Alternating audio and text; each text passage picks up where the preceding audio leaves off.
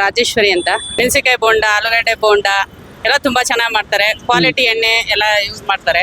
ನಾನು ನೋಡಿದೀನಿ, ಮಾಡೋಕ್ ಮುಂಚೆ ಫಸ್ಟ್ ನೋಡಿದೀನಿ. ಅವ್ರ ಎಣ್ಣೆ ಹಾಕೋದಿಲ್ಲ, ನೀಟ್ ಆಗಿರೋದ್ರಿಂದ ಯಾವ್ದೇ ರೀತಿ ತೊಂದರೆ ಆರೋಗ್ಯಕ್ಕೆ ಯಾವುದೇ ತೊಂದರೆ ಆಗ್ತಿಲ್ಲ. ತೊಂದರೆ ಆಗಿಲ್ಲ. ನಮ್ಮ ಮನೆಗೆ ತಗೊಂಡ್ ಹೋಗ್ತಾ ಇರ್ತಾರೆ. 40ಕ್ಕೂ ಹೆಚ್ಚು ಐಟಮ್ ಮಾಡ್ತಾರೆ. ನಿಮಗೆ ತುಂಬಾ ಇಷ್ಟವಾದ್ದು ಮೇಡಮ್? ಅದೇ ಬ್ರೆಡ್ ಬಜ್ಜಿ ಇಷ್ಟ, ಮತ್ತೆ ಮೆಣಸಿನಕಾಯಿ ಬೋಂಡ ಇಷ್ಟ. ಕ್ವಾಲಿಟಿ ಇರೋದ್ರಿಂದ ಇಲ್ಲೇ ತಗೋತಾ ಇದೀವಿ ಸರ್.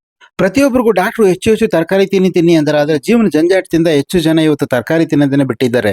ಆದ್ರೆ ಈ ಒಂದು ಜಾಗದಲ್ಲಿ ಮೈಸೂರು ಬೊಂಬಾಟ್ ಬೋಂಡ ಎನ್ನೋ ಈ ಒಂದು ಸ್ಟಾಲ್ ನಲ್ಲಿ ಪ್ರತಿದಿನ 35ಕ್ಕೂ ಹೆಚ್ಚು ತರಕಾರಿಗಳಿಂದ ಮಾಡಿದಂತ ಬೋಂಡ ಬಜ್ಜಿಯನ್ನ ಮಾಡುವಂತ ಈ ಒಂದು ಸ್ಟಾಲ್ ಇರುವಂತದ್ದು ಮೈಸೂರಿನ ಹೊಸ DC ಆಫೀಸ್ ಸಿದ್ಧಾರ್ಥ ನಗರ ಇರುವಂತ ಈ ಗೀತಾ ಹೈಸ್ಕೂಲ್ ಆಪೋಸಿಟ್. ಈ ಪ್ರತಿದಿನ ಇದು ಈ ಒಂದು ಸ್ಟಾಲ್ 5 ಗಂಟೆಯಿಂದ ರಾತ್ರಿ 9-10 ಗಂಟೆ ಗಂಟ ಜನ ಸಿಕ್ಕಾಬಟ್ಟೆ ಜನ ಬಂದು ತಿಂತಾ ಇದ್ದಾರೆ.